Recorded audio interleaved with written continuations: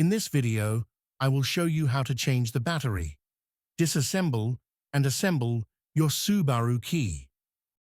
Remove the emergency blade. Remove the side panels.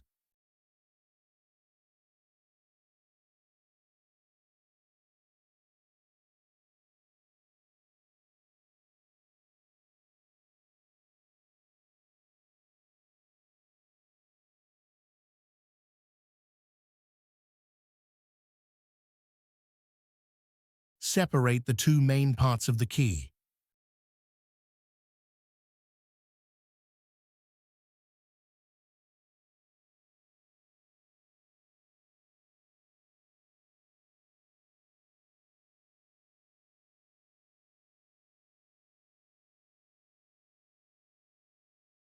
Now, let's assemble the key. Put together the two main parts of the key.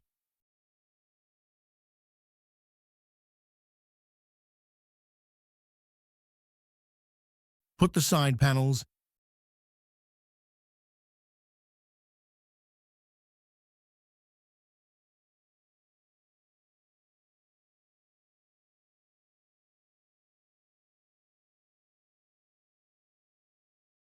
Insert the emergency blade.